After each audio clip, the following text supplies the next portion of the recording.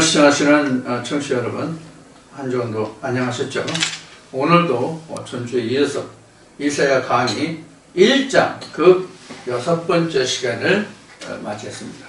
오늘도 여러분들 하나님의 음성에 귀를 기울이시고 하나님이 여러분들 각자의 영혼을 향하여 무엇을 말씀하시는지 각자 자기의 믿음의 위치와 처지에 따라서 이 말씀을 주의 깊게 들어주시길 바랍니다.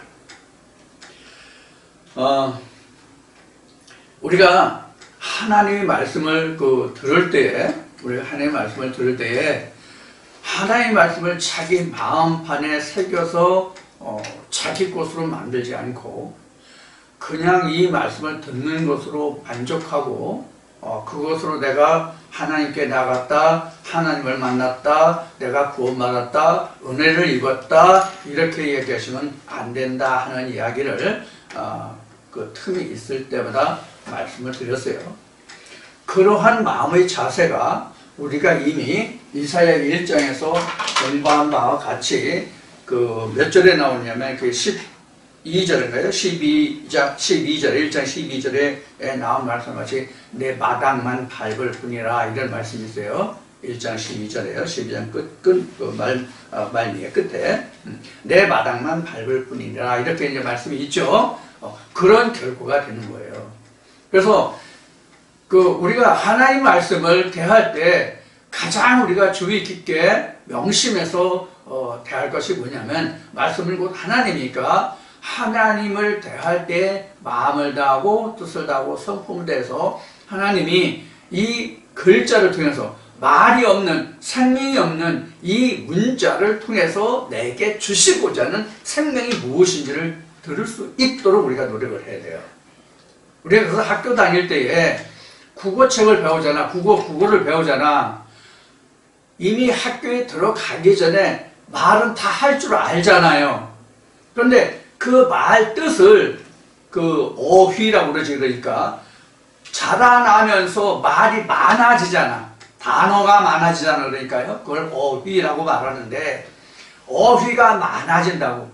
그럼 어휘가 많아지고 문장이 짧은 문장에서 자꾸 길어지잖아. 말이. 그러면 자기가 알던 단어에서 모르는 단어가 나오고 짧은 글에서 긴 글이 나오고 그러면 그 글을 읽었을 때 읽지 못하는 것이 아니라 그 뜻이 무엇인지를 알기 위해서 우리가 국어를 공부하잖아요.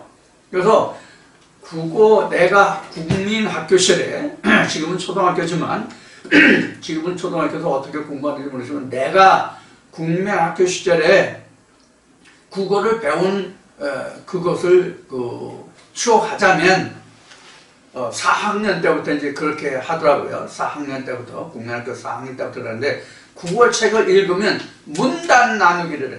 문단 나누기.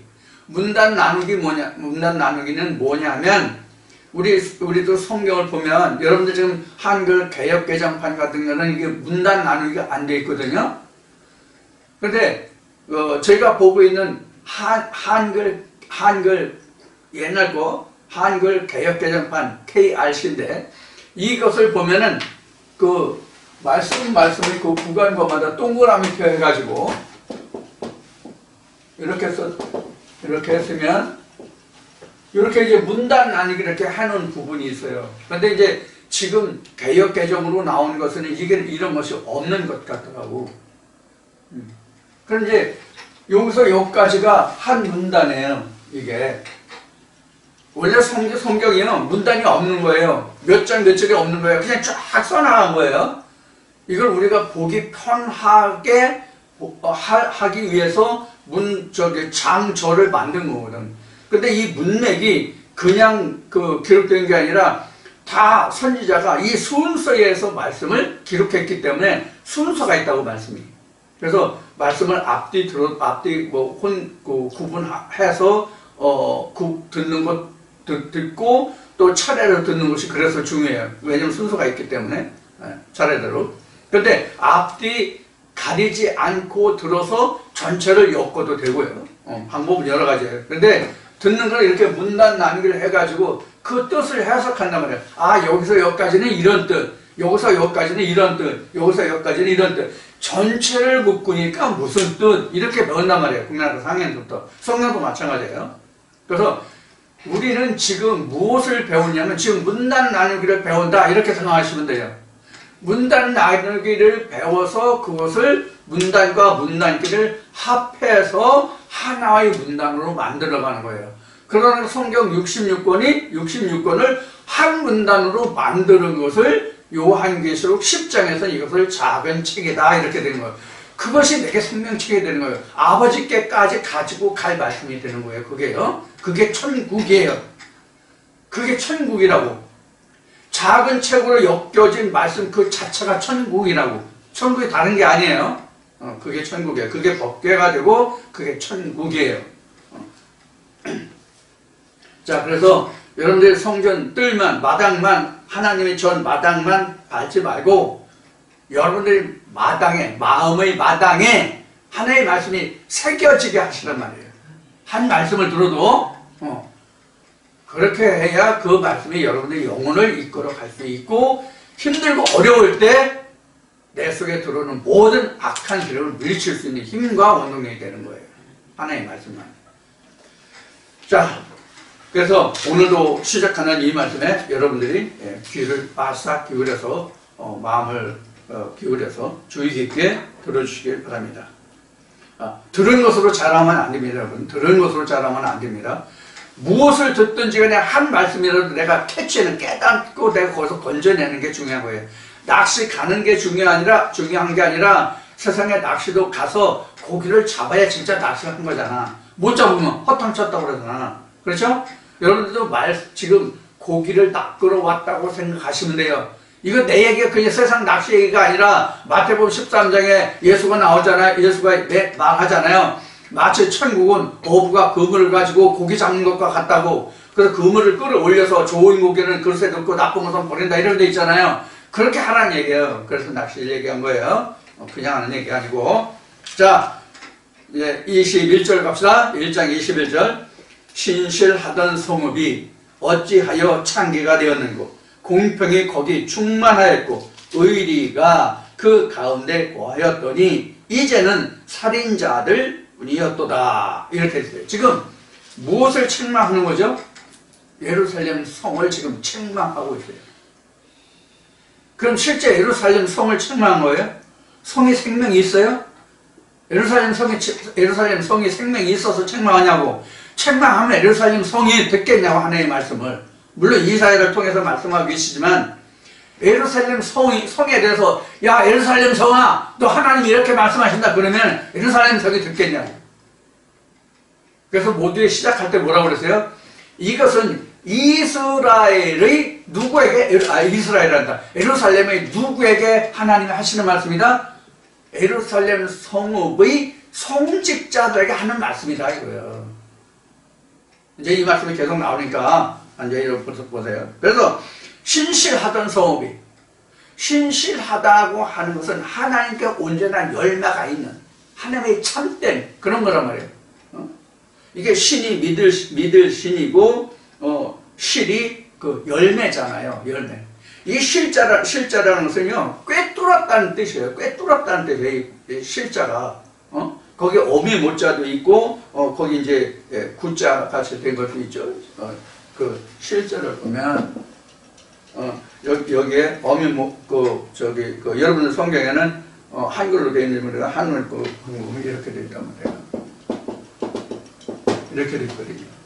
그럼 이건 집을 얘기하는 거예요. 이건 이제 어미잖아요. 어미 모자잖아요. 이건 이제 구자도 갖추다 이제 이런 뜻을 가지고 있는 도구를 갖추다 뭐 이런 때 이제 이게 구자란 말이에요. 그러니까 이게 이제 뭐냐면 열매라는 뜻이란 말이에요.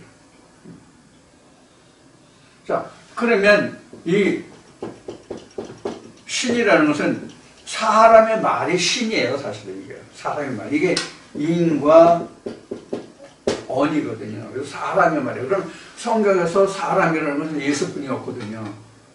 성경에서 말하는 사람은 오직 예수만 사람이에요.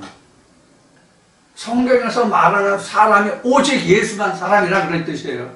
그래서 창세기부터 천지창조를 할 때 하나님이 무엇을 만들어요? 뭘 만들어요? 천지 만물을 왜 만들어요? 아담 한 사람 때문에 만드는 거예요. 근본적으로.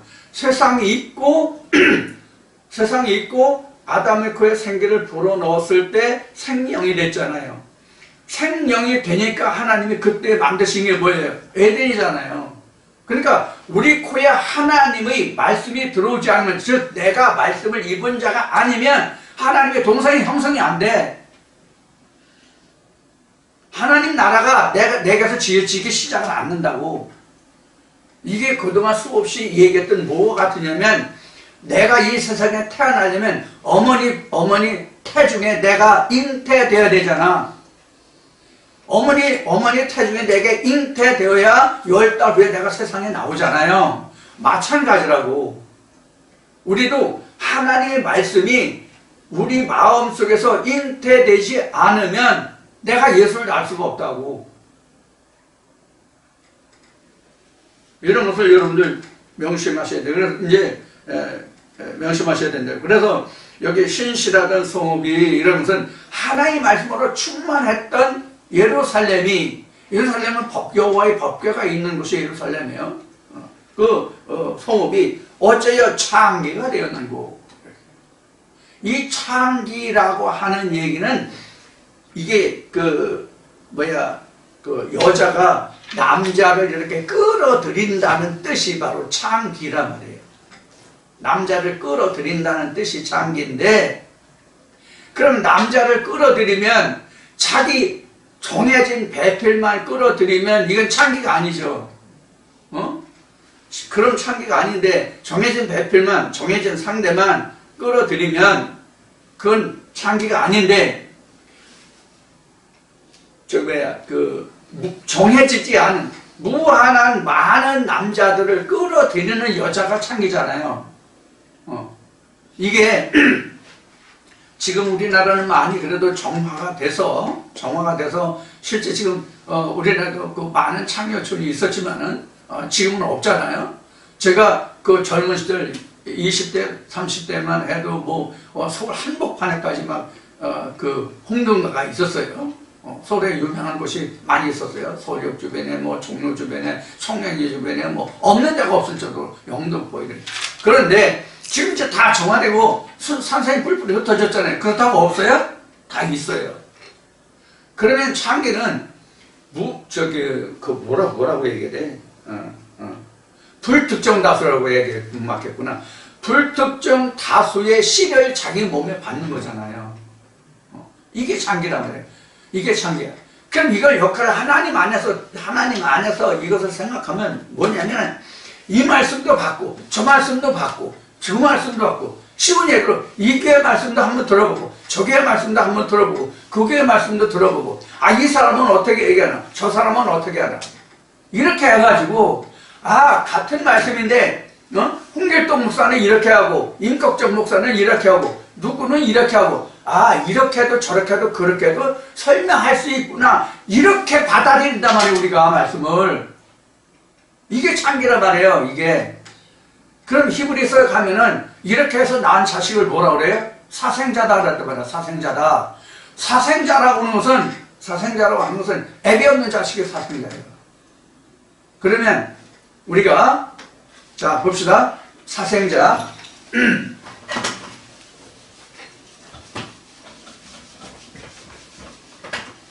사생자를 이제 이렇게 써요. 이렇게 써요. 그럼 사생자인데 이게 죽을 사자가 아니에요. 죽을 사자가 아니라 개인 사자래요. 개인 사자. 사생자예요. 그러면 사생아 또는 사생자인데, 이 이야기는 뭐냐면 애비가 없는 자식이라는 뜻이거든. 자, 그럼 우리가 따져보자고. 애비 없는 자식이 낳을 수 있어요, 없어요? 애비 없는 자식이 낳을 수가 없다고. 씨를 준 자가 아비잖아. 씨를 남긴 자가 아버지잖아. 그런데 사생자가 될 수 있냐고. 그럼 왜 성경에 사생자라고 했을까요? 왜 성경에서 이렇게 하나님의 자식을 사생자라고 한 건데, 결국은 왜 사생자라고 했을까요? 아비가 있으니까 낳았잖아. 근데 왜 사생자라고 했을까요? 하나님의 생명책에 하나님의 생명책에 농명되지 못한다는 뜻이 사생자예요. 즉 뭐냐면 하나님의 자식이 아니라는 뜻이라고, 사생자가. 그래서 이제 뒤에 말씀을 공부하겠지만은 말씀이 이렇게 나온다고. 남편 없이 홀로 사는 자의 자녀들이 세상에 꽉 찼대. 넘쳐난대. 그런데 남편이 있는 자식이 심이 적대. 이게 말이 되냐고. 에? 남편 없는 자식은 수많이 많은데 남편 있는 자의 자식은 적대. 이게 무슨 뜻인지 뒤에 가서 공부하겠지만 미리 이야기하면 하나님의 인침을, 하나님의 생명책에 농명되지 않은 백성들은 무수히 많다고. 무수히. 나도 그런 사람 중에 하나였어요. 나도 지난날은 그런 사람 중에 하나였다고. 이제서야 생명책에 기록된다는 것이 무엇인지 이제서야 아는 거야, 나 그리고. 여러분들도 그랬다고. 그러니까 우리가 창기와 같은 이러한 삶에서 내가 하나님의 신부가 되어서 하나님의 아들을 내가 잉태할 수 있다는 이 자체가 얼마나 우리가 복된 줄을 모르는 거예요. 근데 우리는 이거를 너무 쉽게 가볍게 여긴다고. 내가 이 말씀을 듣고 있으니까 당연히 그런 거지, 이렇게 설명한다고. 사실은 당연해. 당연한 것이 돼야 된다고. 우리는 진짜. 왜 그러냐? 우리가 하나님의 성호를 부르고 하나님의 자녀가 되기 원해서 우리가 하나님을 믿게 되고 교회에 나온 거잖아. 그런데 하나님이 없고 뭐가 있어요? 지금 이사야 선지자를 통해서 예루살렘을 책망하신 것 같이 하나님의 신은 없고 마귀 사단의 씨만 있단 말이에요, 지금. 그러니까 창기가 된 거예요. 이 창기라는 히브리어의 원어를 쫓아가 보면 이게 상징적으로 무엇을 상징을 하냐면 우상을 섬기다예요, 이게. 우상을 섬긴다는 것이 이게 창기라고. 그러면 성경에 전도서나 다른 모든 말씀, 이사야도 이제 그 말씀이 나오겠지만 앞으로 이제 우상을 어떻게 만들어진다는 것이 이제 만들어지는 과정이 이사야서에 자세히 기록이 되겠죠, 우상이. 그럼 우상이라는 게 성경은 뭐를 우상이라고 얘기하느냐면 하나님의 생기를 주장하지 못하는 것, 하나님의 생기가 없는 것을 우상이라고 하는 말이에요, 성경은. 그러니까 씨 없는 수박이라는 얘기인데 씨 없으면 씨가 나와요? 사생자라는 말이 안 나오지. 씨가 없으면 씨가 있단 말이에요. 예를 들어서 세상에 우리 이제 시골에 이제 지난번에 비 잠깐 오고 어제 조금 비 몇 방울 떨어졌는데 이제 비가 한번 오면은 이제 싹이 우후죽순까지 그냥 엄청 이제 돋아 올라와요. 그럼 모든 풀들이 씨가 있어요, 없어요? 씨가 없으면 뿔을 가도 번식한다고. 번식하는 방법이 여러 가지잖아. 자, 그래서 우리가 풀이나 이런 것은 씨가 없는 것 같으면 세상에 모든 것이 다 씨가 있거든. 마찬가지로 이 창기가 씨가 없는 자들을 받아들인다는 뜻으로 이제 창기라고 우상을 섬기는 자 이런 말에서 이제 오원이 시작되지만 실제 그들도 다 씨를 가지고 있단 말이에요. 그러니까 앞에 인용해서 말씀드린 것이 이제 뒤에 이사야 말씀에 나온 자라고 그랬죠. 남편 없는 자의 자식들이 얼마나 많습니까? 99%가 교계 99%가 남편 없는 자의 자식들이에요. 99%가.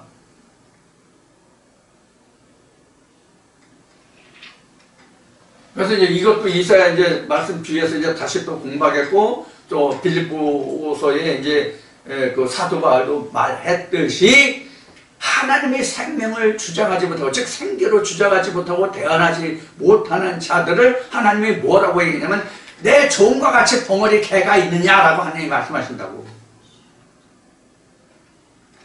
그래서 이사야 첫 시간은 이사야 시작하면서 첫 시간은 기도의 말씀으로 이제 했고 두 번째 시간이 이제 이사야 첫 시간이었죠. 그때 그래서 제가 개새끼들이라는 얘기를 그래서 한 거예요. 내 얘기가 아니라 성경에 기록된 그대로 하나님의 말씀을 인용해서 뒤에 이제 다시 하겠지만 그래서 우리가 창기라고 하는 것은 세상적으로 내가 육체를 많은 남자들과 그 몸을 섞어서 창기라 하는 뜻이 아니에요. 내 몸을 많은 신들에게 내줬다는 뜻이 창기란 말이에요, 성경은. 응?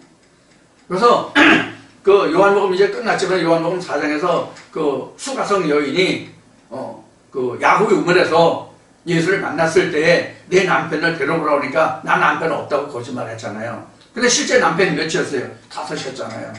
우리는 이거 같은 거예요. 이거 같은 거예요. 그러니까 남편이 5이면 창기 아니야. 창기지. 맞죠? 그럼 오늘날 그럼 그 남편이 술을 어떻게 해야 되냐? 예를 들어 교회를 뭐 5번 옮겼다. 지금 남편이 5이라고 얘기 나왔으니까 우선 5부터 시작합시다. 5교회를 5번 옮겼다. 그럼 그동안 남편 5 섬긴 거야. 7번 옮겼다. 7 남편 섬긴 거야. 10번 옮겼다. 10 남편 섬긴 거야. 이런 거예요, 지금. 그래서 호세에서 보면은 너희가 본 남편에게 돌아오라 이러잖아요. 이제 여러분들 본 남편에게 돌아왔어. 이제부터는 여러분들이 창기가 되면 안 돼. 이제부터는 오로지 하나님의 말씀 매주읽기 그 성경에 기록된 대로 신실하고 진실하신, 신실 여기도 나왔지만은 신실하고 진실하신 오직 예수 한 길, 즉 첩경이라고 얘기한 예수 그 한 씨만 받아야 된다고 여러분들. 그래서 며칠 전에 어젠가 그젠가 저하고 그 전화 제가 걸고 또 하고 한 분들한테 내가 그 얘기했고 벌써 오래전부터 얘기했듯이 교회를 그래서 빨리 정리하라는 얘기예요. 교회를 정리하라고. 교회 정리하라고 하면 여러분들 오해하실까봐 자세하게 말씀드릴게요. 이미 여러 번 말씀을 드렸지만 교회를 정리하라는 뜻은 여러분들이 꼭 이태수가 전하는 말씀만 들으라는 뜻이 아니에요. 그런 얘기를 하는 게 아니에요. 누차 얘기했지만 여러분들 심중에 생각해서 무엇이 옳고 그른지, 무엇이 진짜 하나님의 말씀인지, 내가 추구하는 바가 뭔지. 사람마다 추구하는 바가 다 다르니까.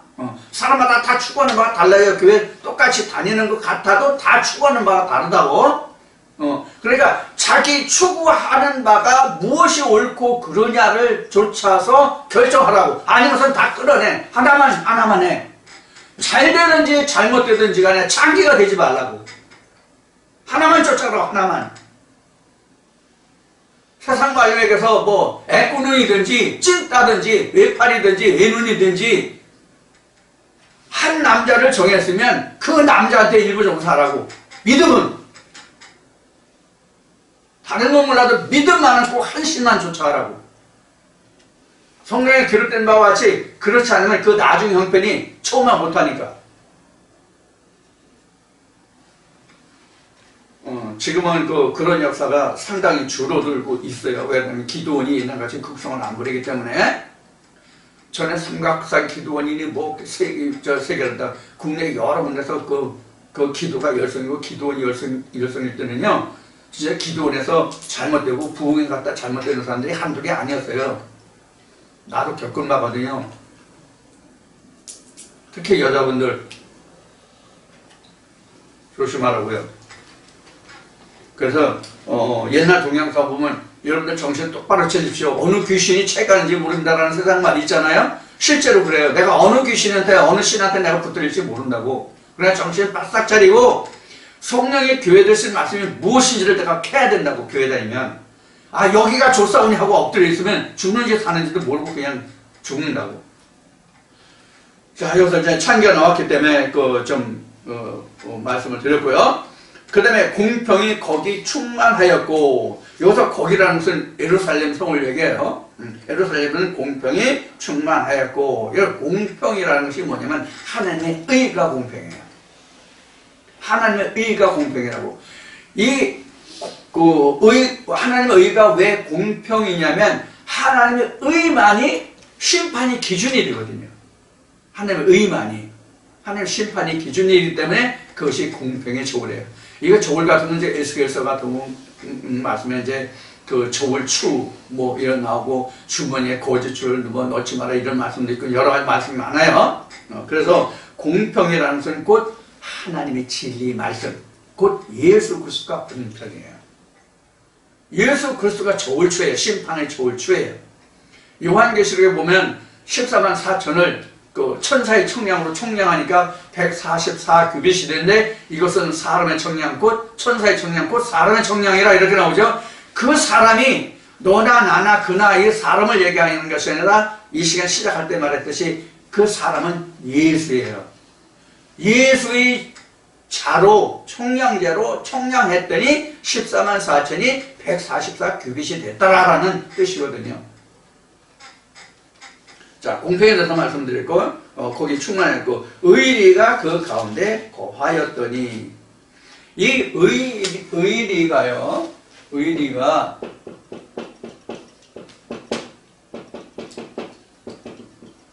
이렇게 돼 있죠. 의자가 이렇게 되세요. 의자가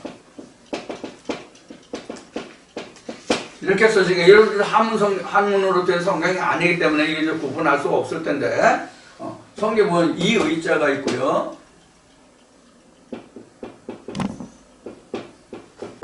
이 의자가 있습니다. 이게 사람 인변이 있는 게 있고 없는 게 있어요. 인변이 있고, 이 의는 여기는 인변이 없잖아요. 요거는 행동이나 예법이나 이런 것을 말할 때 요 인자가 들어가는 요거 의예요. 이게. 그러니까 이건 오를 의라고 해가지고 이거는 뭘 얘기냐면 믿음을 말하는 거예요. 믿음.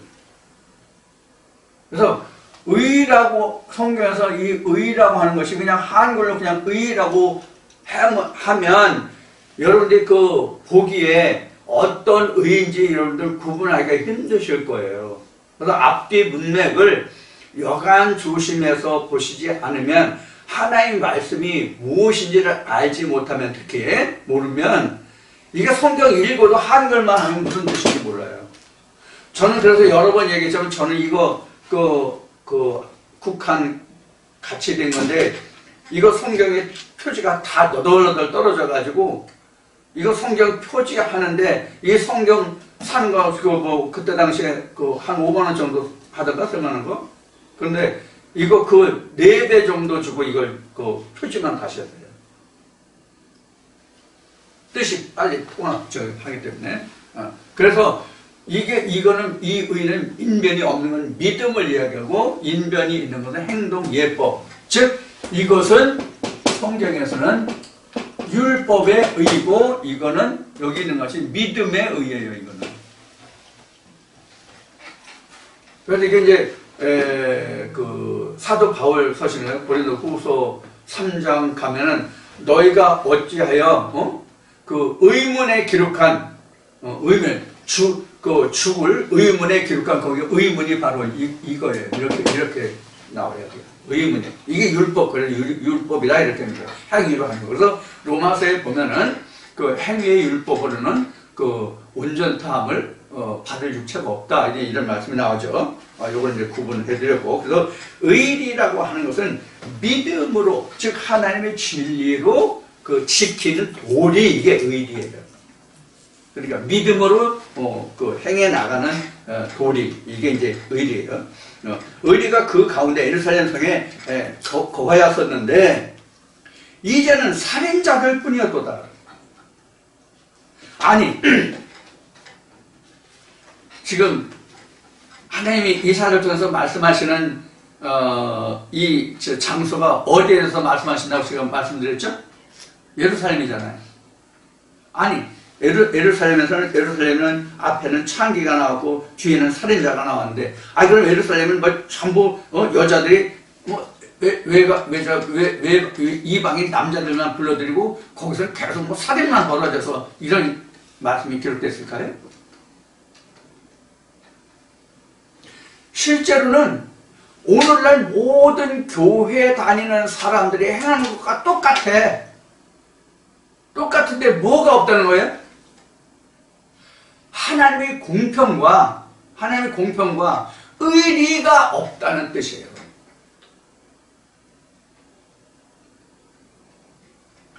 하나님이 세운 지도자들 중에 하나님의 공평과 하나님의 의리를 말하고 증거하는 자가 없다, 이런 뜻이에요.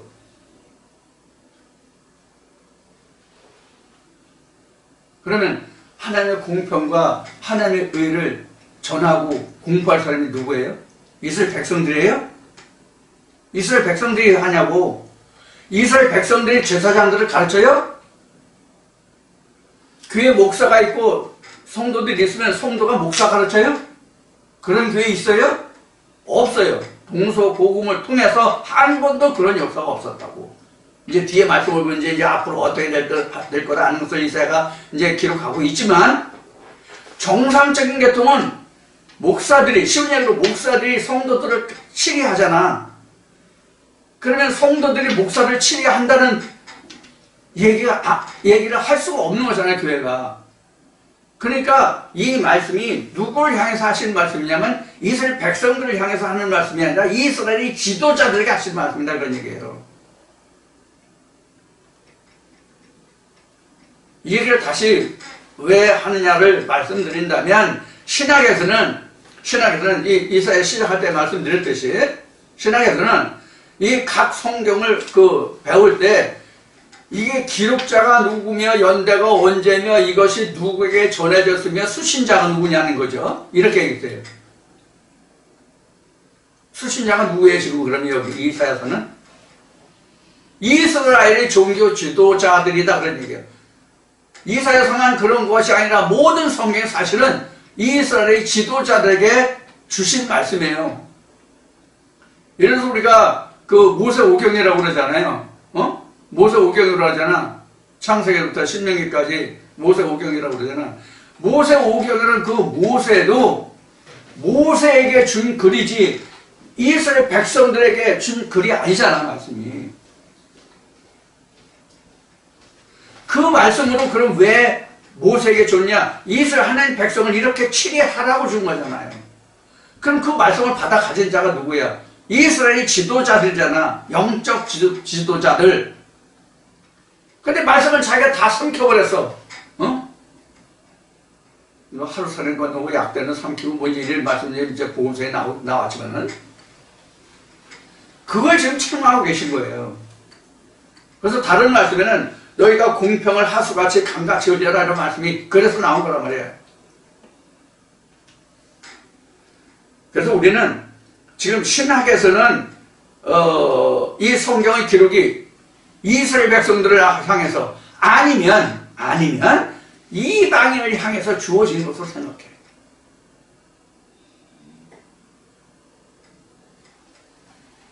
예를 들어서 로마서 하면 로마 교회, 데살로니가 하면 데살로니가 뭐 이런 식이에요. 그러면 로마 교회는 해당이 되고 안 로마 교회는 해당이 안 되나요? 데살로니가 교회에 편지했으면 데살로니가 교회만 해당되고 다른 교회는 해당이 안 될까요? 디모데에게 편지했으면 디모데가 있는 곳이 아닌 다른 사도들에게는 그 말씀이 필요 없었을까요? 아니거든요. 누구에게나 성경은 똑같이 적용이 되는 말씀이잖아요. 자, 그런 의미를 우리가 잘 보아야 하겠고, 살인자들이라고 하는 것은 뭐냐면, 실제 우리 사형을 언도하면은 사형의 방법이 여러 가지가 있잖아요. 북한은 지독하게 자기 매형이라든가 고모라든가를 기관단적으로 쏴가지고 흔적도 없이 없었던 아주 흉측한 그런 얘기가 몇 년 전에 나왔지만, 성경에서도 여기 지금 살인자들 나오고 많은 이런 이야기들 나오잖아요. 이건 이제 출애굽기 20장에 가면은 이제 하나님이 나 외에는 다른 신을 두지 말라 해서부터 십계명이라는 말씀이 이제 기록이 되잖아요. 거기 보면 6번째가 7번째가 보면 살인하지 말라는 말씀이 나와요. 그때 당시는 물론 사람이 사람을 죽이는 살인을 하지 말라고 얘기했어요. 그런데 하나님이 진짜 이스라엘 백성들에게 살인하지 말라는 궁극의 목표는 뭐냐면 그 영혼을 죽이지 말라가 살인하지 말라예요. 예를 들어서 제가 의식적으로 했던 계획적인 살인을 했던 우발적인 그 살인했던, 뭐 우리가 이제 살인 사건이 나면 뭐 우발적이었다, 계획살인이었다, 뭐 이런 이야기들 많이 하잖아요. 그것이 우발적이었던, 계획적이었던 간에 살인하면 죄죠. 그런데 그 살인을 하나님이 또 심판하시나요? 무슨 얘기인가 하면, 살인범이 있다고 그러면 그 살인범은 그 나라, 각 나라마다 정해진 형법이 있잖아요. 그 형법에 의해서 치리를 받는단 말이에요. 처벌을 받는단 말이에요. 심판을 받는단 말이에요. 벌과 그 어떤 그 규정이 있는 그대로 적용이 돼서 그 나라의 처지와 형편에 따라서 그 상황을 따라서 처벌을 받잖아요. 그러면 홍길동이라는 자가 살인해서 그가 아주 계획적인 살아서 아주 흉악범이어서 그래서 그 사람이 사형에 처졌어. 그러면 이 사람이 그래도 이제 가정을 위해서 이야기하는 거예요. 이 사람이 그런데 믿음이 좋아가지고 그 영혼은 하나님께 갔어. 천국에 갔어. 그럼 하나님이 그 육신이 홍길동이가 살인하는 거 그것까지 하나님이 심판하실까요? 안 한다고. 그 심판은 세상법에 주어진 거라고. 그래서 시편 말씀인가 어디 보면은 땅은 인간에게 주었지만 하늘은 여호와의 것이다 이렇게 되어 있다고요. 그러니까 영혼만 하나님의 것이요. 우리 육체는 땅이잖아. 하나님의 말씀을 심는 동안만 우리 육신이 필요하다고. 하나님의 말씀을 심어서 하나님의 형상으로 내가 온전히 이루어지기까지만 이 그릇이라는 게 필요하다고. 그래서 바울이 고린도 교회에 편지하잖아. 큰 집에는 부잣집인지 어쩐지 뭐 큰 집이면 부잣집인가? 큰 집에는 그릇도 많은데 이런 그릇 저런 그릇 종류가 많다고 기록하고 있잖아요.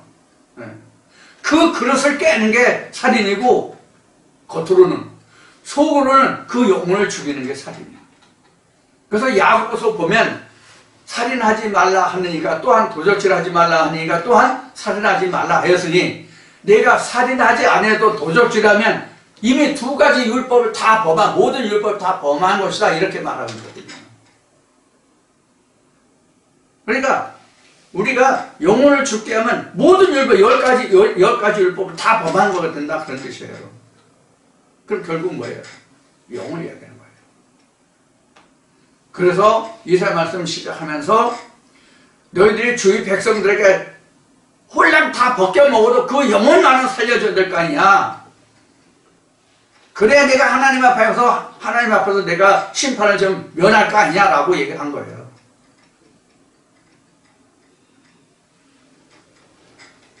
그때 당시에 유에서 말라기는 말씀을 안 드리지만 유에서 1장이나 말라기 말씀 보면 황충이 나오잖아요. 그게 황충이에요. 황충이라고. 살인자가 뭔지 말씀을 드렸죠. 이해하시겠죠? 그 다음에 22절 보면 내 은은 찢기가 되었고 너의 포도주에는 물이 섞였도다 이렇게 되세요. 은과 이제 포도주가 나왔죠. 여기 은과 포도주가 나왔는데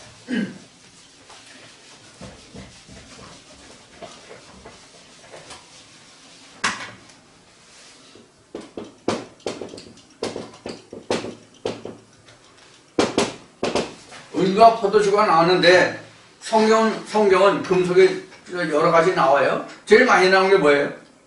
금과 은이에요. 그리고 하나님의 성물을 만들 때 가장 많이 쓴 게 뭐예요? 은이에요. 그리고 또 뭐가 나와요? 십자가하고 뭐가 나오죠? 동이 나오죠. 동. 예? 동과 놋이 나오잖아요. 이게 이제 계시록에도 이제 놋대죠. 놋그릇 나오지만은. 이 은이라는 게 뭐냐면요. 이거예요.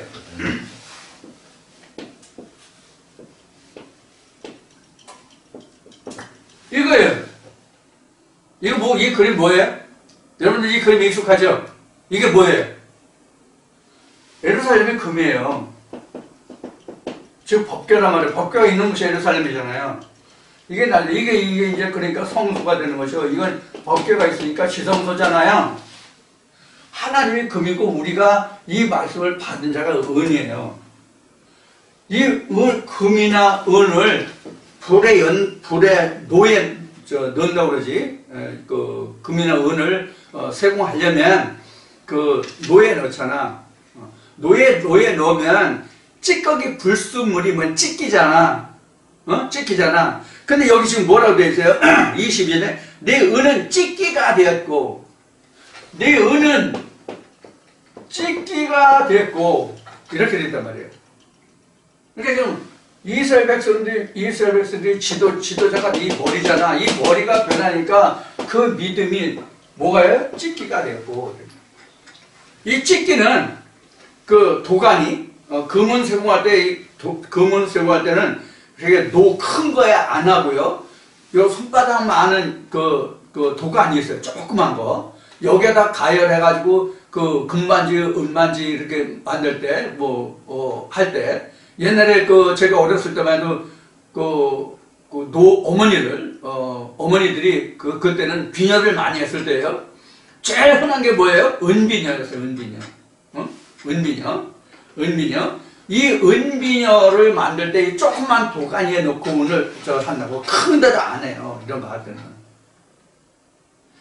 그러면 그 은이 세월이 지나면 그 여러 가지 때가 타고 녹슨다고 그러죠. 부식되는 거지. 불순물하고 합해서 부식되는 거지. 그러면 노에 넣으면은 찌꺼기가 다 흘러나온다고.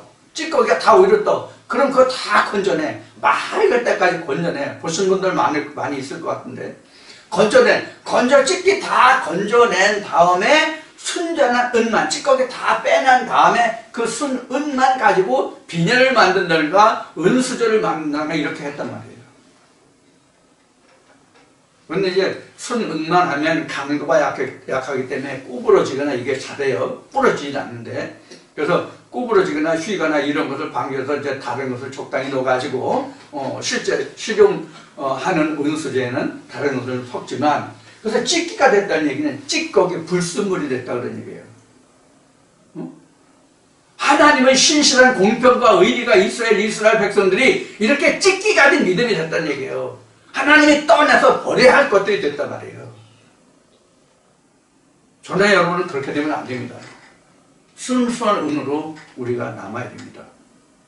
믿음이 그렇게 남아야 된단 말이에요. 사실 지금 여기서 그 은이라고 나와지만 사실 우리가 금으로 변화되는 거예요. 하나님의 말씀으로 변화된다는 뜻이에요.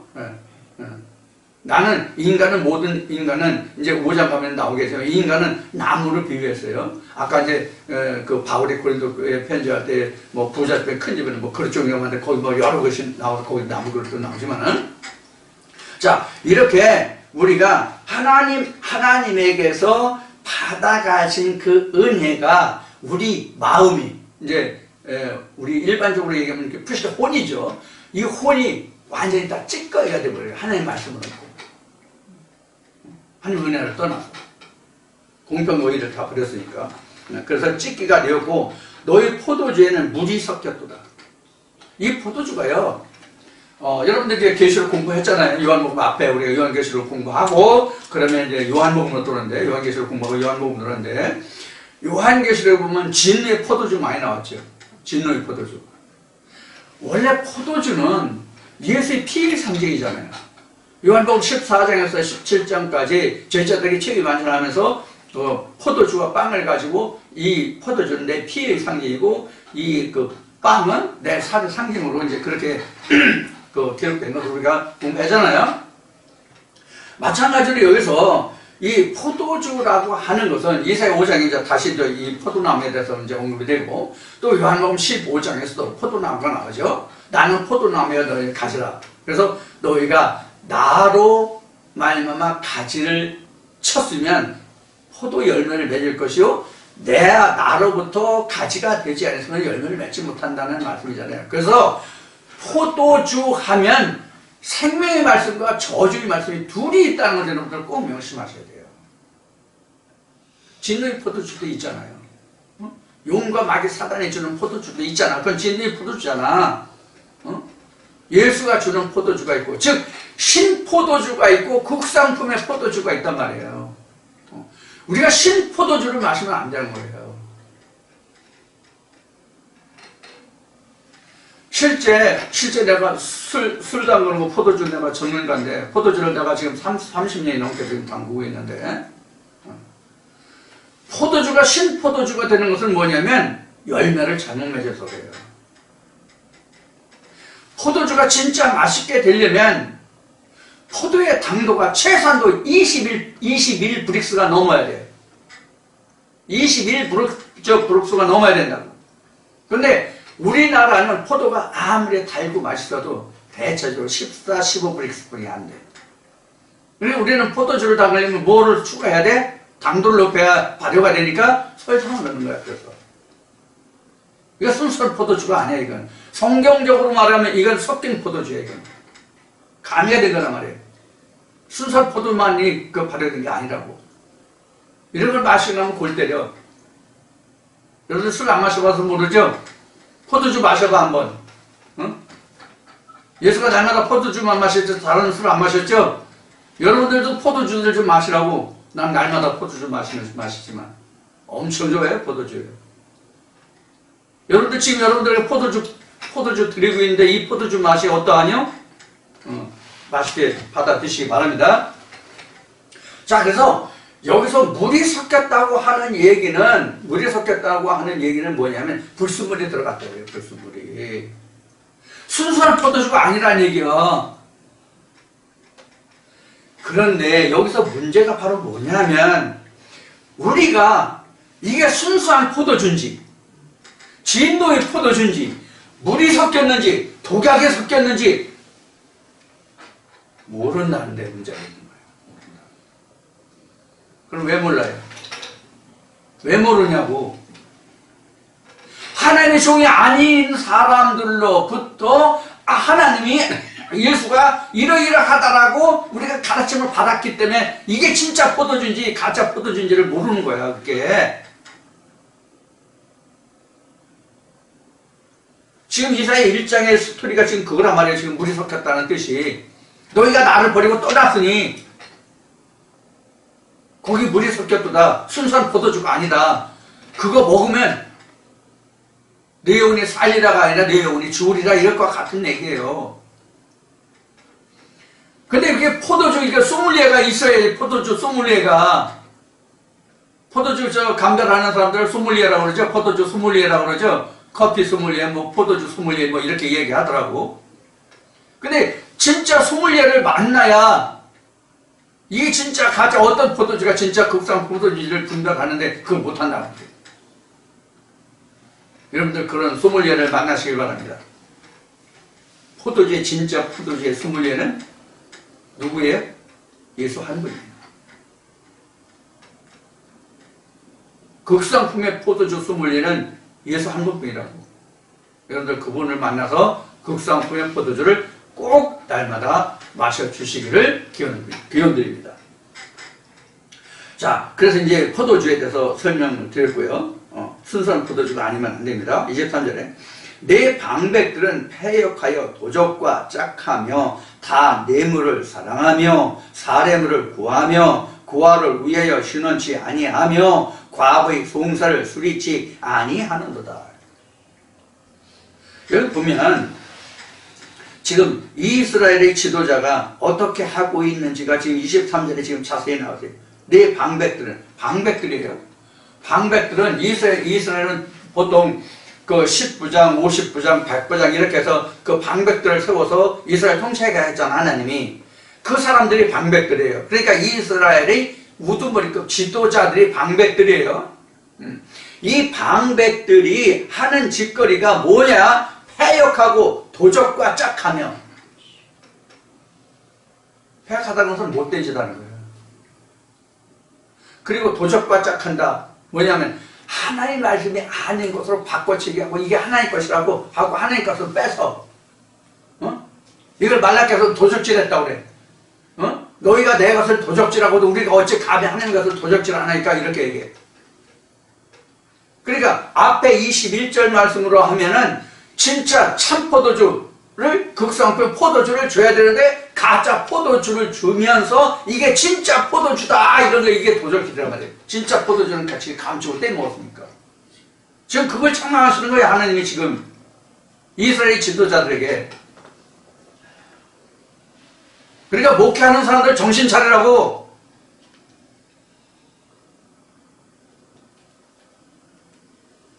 내가 진짜 참 포도주를 내는지 신포도를 내는지 물이 섞인 가짜 포도주를 내는지 목회하는 자들은 살펴보라고 자기 자신을.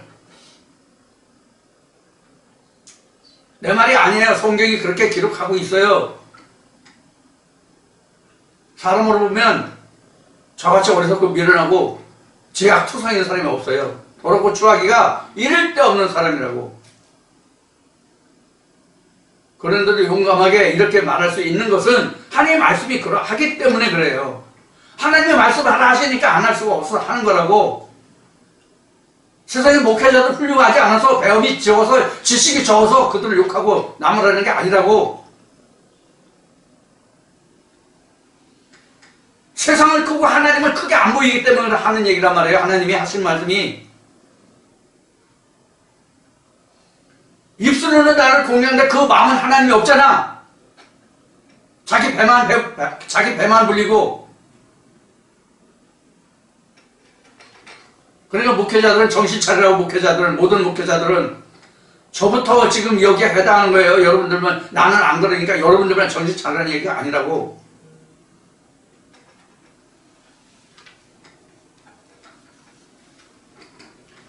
처음에 언급했듯이 이제 이사야 말씀이 앞으로 이제 진행하면서 그 이스라엘 지도자들에 대한 책망이 엄청 많이 나올 겁니다. 여러분들 귀가 따가울 거예요. 마음이 아프고 쓰릴 겁니다. 그래서 예수가 십자가에 죽을 수분이 없었던 거예요. 2000년 전에. 그 다음에 이래 나와요. 이제 그래서 나와요. 그래, 그렇게 쫙 하다 보니까 뭐를 좋아해요? 뇌물을 사랑한다. 여기서 뇌물이 나왔고, 그 다음에 사례물이 나오는데, 이 사례물도 이게 히브리어의 원 뜻은 이것도 뇌물이에요. 사례물이라고 되어 있는데. 내가 어떤 일을 하면은 그에 대한 어떤 보응으로 받는 게 사례물이잖아요. 이 목사들이 사례를 엄청 좋아해, 목사들이. 다른 목사들은 그렇게 안 좋아하는데, 이태수 목사는 사례를 엄청 좋아해. 그거 안 주면 쳐다도 안 봐. 발길을 차고. 사례물을 내가 얼마나 좋아하는지. 그러니까 여러분들 내가 어디 여러분들한테 가면은 저 집 팔고 땅 팔고 해서 다 나 줘요. 나 뇌물 좋아하니까. 안 주기만 해봐. 어퍼컷 할 테니까. 지금 교회가 이렇게 됐단 말이에요.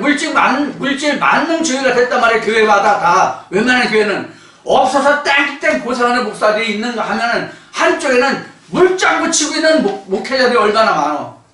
어? 그리고 나는 항상 뭐 빈털터리고 뭐 욕심 없고 뭐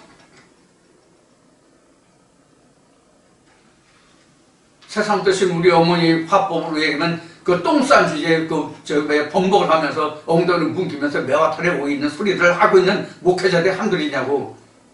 그러니까 하나님은 그들을 개라고 한 거예요.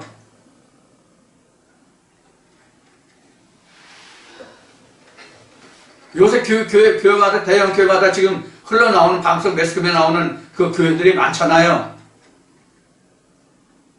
그들이 진짜 그렇게 할지라도, 첫 시간에 언급했듯이, 그렇게 했을지라도, 정말로 하나님이 모든 그 영혼들을 살려주는 역사를 했던 하나님이 그걸 감춰주실 거라고.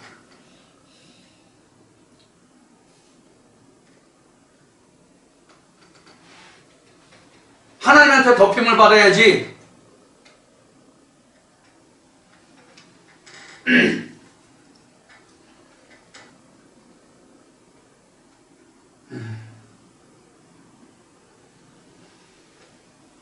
그 다음에 이제 고아와 과부가 나오는데, 이 고아라는 것은 뭐냐면요. 앞에 그 1장 8절에 보면 그 원도막 상징막 이런 게 나왔잖아요. 망대 상징막 이런 게 나왔잖아요. 이 사람들이 고동과 수모라 같은 것에서 이들이 살아남은 자라고 나오잖아요. 이들이 바로 고아와 과부예요. 버려진 자들이잖아. 버려진 자들이잖아.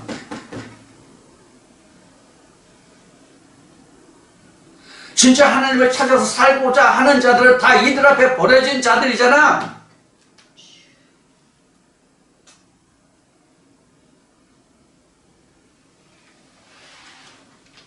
이스라엘 지도자들이 이래 했단 말이에요. 이스라엘 지도자들이.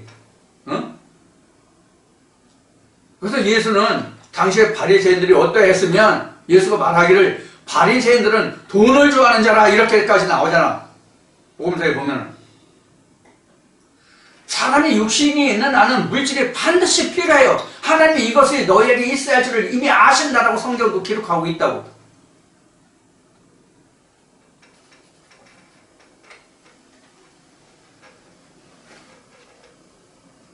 저 사람 같아서 참 얘기하고 거북하지만 저는 직장 다니면서 목회했어요. 이 말씀을 전했다고요. 직장 다니면서. 그렇다고 교회 나오는 분들이 헌금 안 한 거 아니에요. 헌금 했어요. 했는데 그게 교회 운영하는데 턱도 없이 부족했어. 그래도 헌금 얘기 안 했어.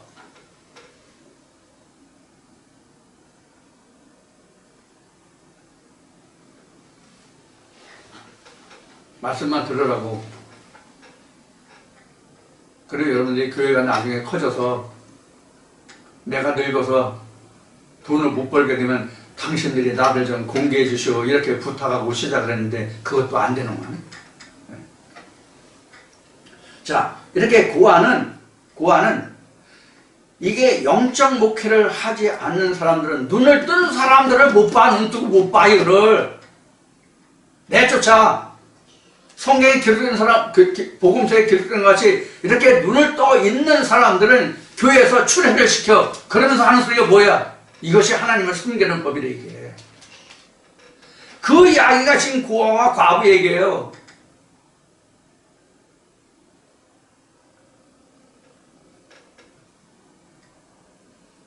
여러분들 이 말씀 들으시는 분들 중에서 지금 말씀드리는 바와 같이 성경에 대해서 좀 더 진취적으로 좀 더 깊이 알려고 해서 이렇게 저렇게 하다 보니까 눈치 받고 뭐하고 해서 나온 사람들도 없지 않아 있을 거라고.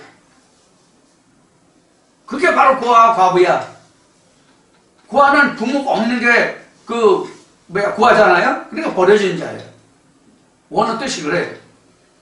과부는 남편 없는 게 과부잖아요. 응?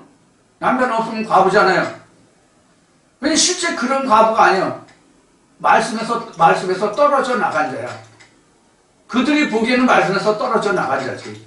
이 고아나 과부가. 그러나 이들이 1장 8절에서 지금 언급했듯이 이들이 원동막이고 상징막인걸? 이 사람들 때문에 하나님의 말씀이 살아나는 걸?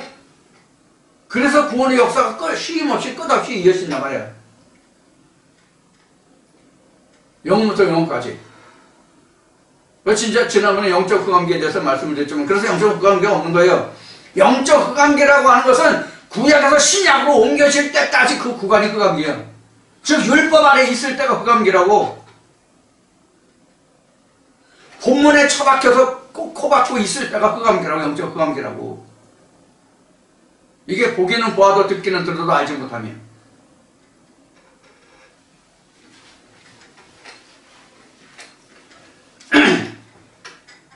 그래서 이게 고아와 과부는 바로 그런 거예요. 그래서 이러한 사람들이 송사를 술취 아니한다. 듣나 안 듣지.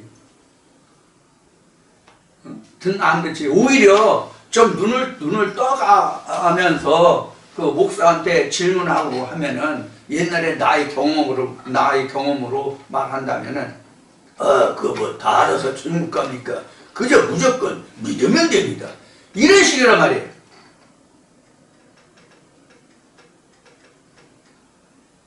성경은 그게 아니잖아요. 하나님 어떻게 말씀해요? 성경에? 지금 어느 말씀이 있는지 찾아보진 않는데 지금 이제 생각나는데 우리가 여호와를 알되 열심히 알자라는 말씀이 있잖아. 예? 여호와를 알되 열심히 알자. 열심히 알아야지. 근데 뭐 무조건 믿어 무조건. 성경에 무조건이라는 게 어디서 무조건이라는 세상 노래는 있더만. 무조건이야. 당신이 부르면 언제라도 내가 달려갈 거야. 노래 가사는 있더만. 성경에는 없단 말이야 무조건이. 성경은 다 조건부야. 성경은 다 조건부라는 뜻은 어떤 의미냐면 내가 나를 하나님께 뼈가 부서지도록, 몸이 부서지도록 헌신하고 날 하나님께 드리지 않으면 하나님께 얻어지는 게 없어. 즉 공짜는 없다 그런 얘기예요. 믿음은 절대로 공짜가 없어. 그런데 돈 놓고 돈 먹기는 아니란 얘기야. 어? 돈 놓고 돈 먹기는 여기에 지금 여기 뇌물도 나오고 살인물도 나오지만 이건 돈 놓고 돈 먹기 한다는 얘기야. 많이 내면 하나님께 복 받는다. 그러면 나도 옛날에 물질의 11조 해봤지만은 어떤 놈은 물질의 11조를 똑같이 하는데 어떤 놈은 하나님 복을 주고 어떤 놈은 복을 안 줘서 못 살아 그럼? 하나님이 그럼 누구는 사랑하고 누구는 미워하는 거예요? 똑같은 11조 냈는데 금액을 많이 나면 하나님이 더 사랑하고 적은 급여가 적어서 생활 벌이가 시원찮아가지고 물질로 적게 내는 사람은 그게 돈이 적어가지고 하나님 복을 안 주는 거예요? 그래서 더 못 사는 거예요? 그래서 제가 복음서 강의할 때 이런 얘기했어요. 하나님 안에서는 세상 인간들에서는 모든 가치가 상대적인 가치다. 상대적인 가치다. 그런데 하나님 안에서는 절대적인 가치다. 이렇게 얘기했어요. 어디서 얘기했냐면 헌금 때문에 얘기했어요. 과부 두렵더니 누구보다도 더 많은 돈을 냈다고 예수님이 말씀하시잖아요. 부자는 있는 중에 그 일부를 했고 과부는 두렵돈을 했는데 자기 재산의 모든 생활비를 다 냈다. 그러니까 누구 것일까요? 그게 절대적인 가치란 말이에요. 나는 오늘 100원 있는데 이거 100원 없으면 오늘 호떡 하나 사먹고 오늘 살려고 하는데 이 100원 하나님께 드리면 이 100원 나 호떡 못 사먹고 굶어야 되잖아. 근데 1000원 있는 사람은 100원 드려도 900원 남으니까 그 호떡 사먹고 잘 살고 남아. 그럼 누가 더 커? 절대적인 가치를 보면 1000원 있어서 100원 낸 사람하고 100원 있어서 100원 낸 사람은 누가 크냐고. 100원 낸 사람은 100%고 1000원 있어서 100원 낸 사람은 10%뿐이 안 냈잖아.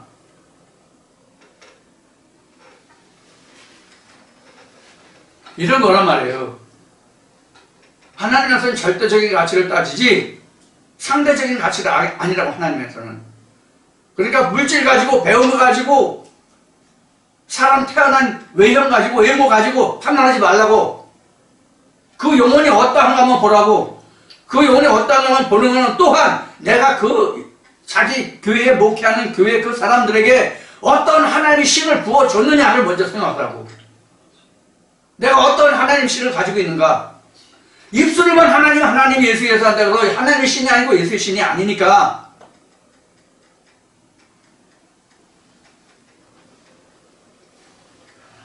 출애굽기에서 모세가 바로 앞에 번호를 받죠. 바로 앞에 번호를 받는데 가서 10가지 재앙이 주어지잖아. 10가지 좋고 100가지 좋고 다 좋아. 다 좋아. 그러면 바신이 하지 못하는 게 뭐가 있어요? 바신이 진짜 하지 못하는 거 하나가 뭐냐고. 생명을 살리는 거 못하잖아. 생명 살리는 거 못하잖아. 그 생명을 살리는 역사가 못하면 너는 귀신이라고. 목사라도. 하나님이 그걸 말씀하시는 거예요. 그게 11조라고. 그 영혼이 물질이 아니라.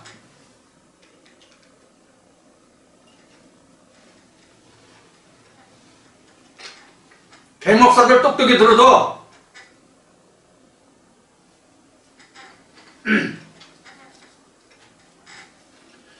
자, 그래서 그 다음에 하나님이 어떻게 말씀하시는지 24절부터 보자고요. 지금 시간이 얼마 됐나 모르겠네. 조금 더 하고 좀 잠시 쉬었다 하겠습니다.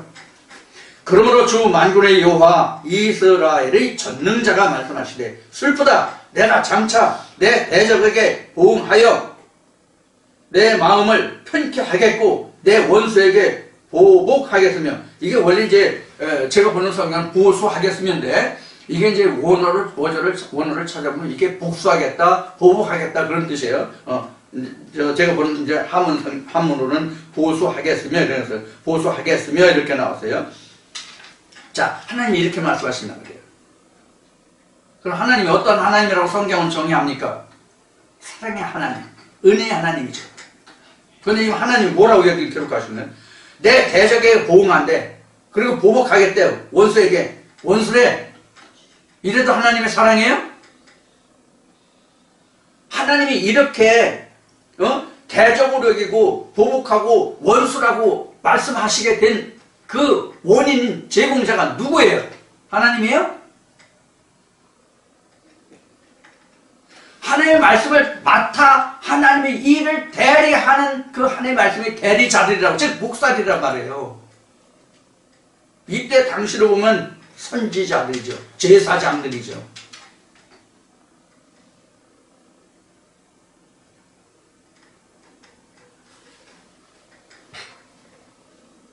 그래서 우리가라는 지금 제가 우리가라고 하는 얘기는 그냥 단순히 그 신앙생활을 일반 성도들을 얘기하는 게 아니라 사도 바울대로 말하면, 사도 바울이 말한 거대로 말하면 하나님의 말씀의 동역자가 된 우리, 하나님의 말씀을 받아서 하나님의 말씀을 이러이러하다고 증가하는 그 우리, 즉 목사들, 이사야서하고 에레미야서를 좀 다른 말씀 다 그렇지만은 특히 이사야하고 에레미야서를 좀 깊이 있게 좀 봐줬으면 좋겠어요.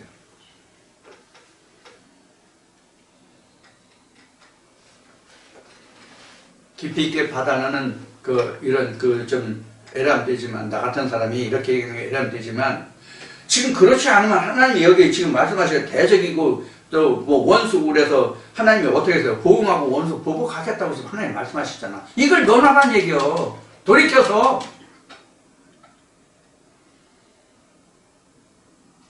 나쁜 얘기가 아니라 사실은 좋은 얘기를 지금 하는 거예요. 여러분들에게.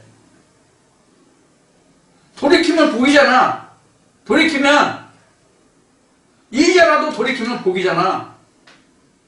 복음서에 있는 바 같이 이제 내가 빌어먹자니 뭐 부끄럽고 뭐 땅을 파자니 힘들고, 절대로 그런 생각 하지 말라고.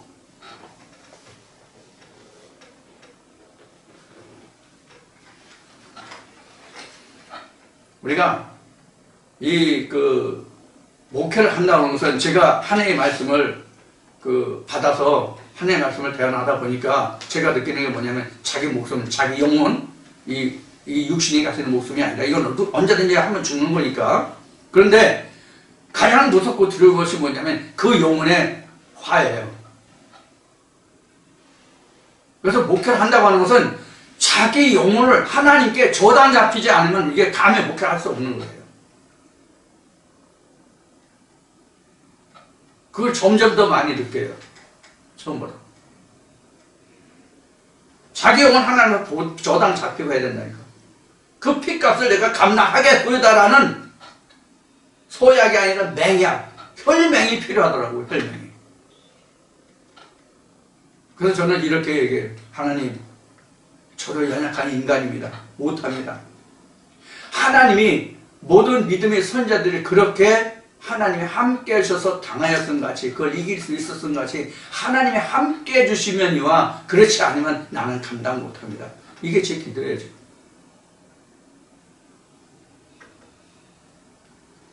근데 우리가 세상적으로 말할 때는 목회하면 뭐 하나님께 뭐 거룩한 종이고 뭐 복을 받아도 뭐 잘 먹고 잘 살고 뭐 그 가정이 어떠고 저쩌고 뭐 이런 것들만 우리가 이야기 들어가지고 화려한 것만 봐가지고 다들 그렇게 생각하고 그렇게 알고 있거든요. 아니라고, 오히려 그 정반대라고. 예수 하나를 놓고 볼까요? 예수 하나 놓고 볼까요? 예수한테 복 받을 게 뭐 있어요? 자기 제자 12도 못 먹어 살리는 사람이잖아, 예수가.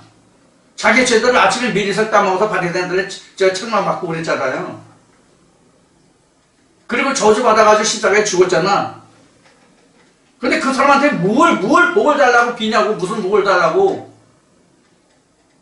나도 십자가에 죽겠다고? 나도 미리석 따먹고 살겠다고? 우리가 생각하기 굉장히 많은데, 이제 이사야서를 하면서 이제 이런 말씀들이 이제 계속 주어질 것 같은데, 여러분들 귀담아 들으시고, 마음이 아프면 정말 다행이에요. 마음이 아프면 정말 다행이라고. 왜? 마음이 아프다는 얘기는 조금 찔림이 있어서 회개할 수 있는 그런 어느 기미가 보이는 거잖아. 그런데 다른 한테 저 새끼 또 오늘 또 뭐 한다, 이런 식이 되면은 이게 이제 끝난 거예요. 이제 안 되는 거예요. 그래서 강팍한 자는 더욱더 강팍하게 하신다는 말씀이 이제 그에게 응하는 것이에요. 그러면 그게 이제 하나님의 보복을 하시는 것이고 원수를 갚는 것이라 말이에요. 그래서 귀담아 들으시고 오늘 이 시간 잠시 짧은 시간에 이제 말씀드리고 이사야가 계속되는 이제 이런 책망이 많이 나오겠지만 이런 말씀을 여러분들이 마음 아프시고 속이 쓰리시더라도 비상하더라도 기쁜 마음으로 받으시고 여러분들이 하나님을 찾아가고 은혜를 찾아가고 생명을 찾아가는 그런 길라잡이 말씀이 되기를 원하고 잠시 쉬었다가 다시 뵙겠습니다.